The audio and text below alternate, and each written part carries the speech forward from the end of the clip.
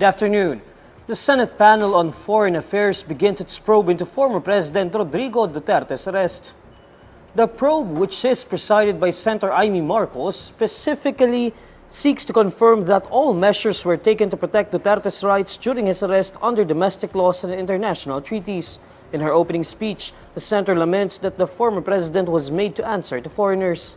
Here we are watching as a fellow Filipino, a leader, a father, a grandfather, a man who served this country is taken not by his own people, but by outsiders who claim the right to judge him. In the same hearing, Justice Secretary Remulla maintains that the ICC currently has no jurisdiction over the country as a state. Meanwhile, Senator Bongo pleads to authorities to immediately bring the former president back to the Philippines. Kung kaya, pakiusap ko lang, kung kaya niyo po siyang dalahin doon in less than 1 day, sa loob po ng 13 na oras, dapat kaya niyo rin po siyang ibalik dito sa lalong madaling panahon.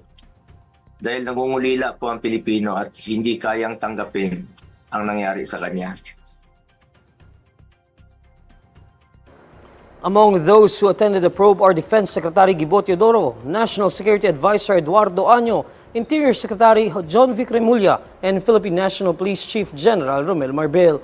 The former president was arrested on March 11, 2025 at the Ninoy Aquino International Airport upon his return from Hong Kong.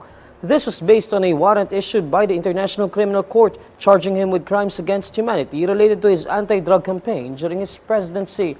Shortly after the arrest, Duterte was transported to The Hague, Netherlands to face the charges before the International Court.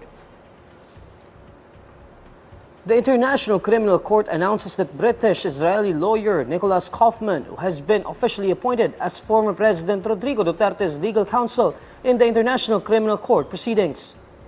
Duterte, who is currently under the custody of ICC for his alleged crimes against humanity, appointed Kaufman as his head of legal counsel. According to ICC, the ICC registry received Duterte's signed letter nominating Kaufman as his lead defense counsel on March 14. The registry then met with Duterte on March 17 when he signed and confirmed Kaufman's appointment. Kaufman's appointment has been confirmed by the registry on March 17, 2025, following Kaufman's acceptance of the appointment.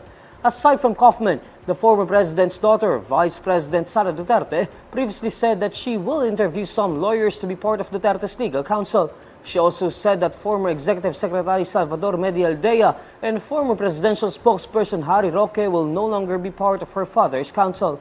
The former president is facing crimes against humanity allegedly committed during his administration's war on drugs. He initially faced the pre-trial chamber of the court last March 14. His confirmation of charges hearing is scheduled on September 23, 2025. 51% of Filipinos believe that former President Rodrigo Duterte should be held accountable for all the illegal drug-related killings waged during his administration, according to a survey by the social weather stations. The survey, which was sponsored by Strat-based consultancy, asked respondents whether they agree or disagree that Duterte should be liable for the killings related to the war on drugs during his administration.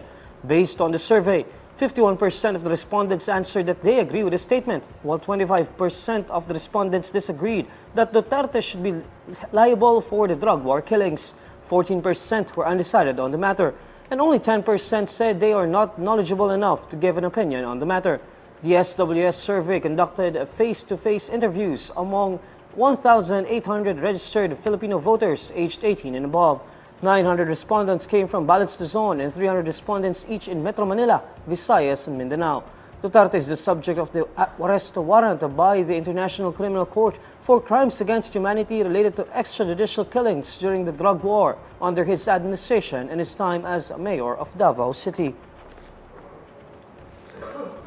And these are the stories you need to know today. I'm Neil Mercado. Follow INQUIRER.net on Facebook, X, YouTube, TikTok, Instagram, and Reddit. For more stories, visit INQUIRER.net. Good afternoon.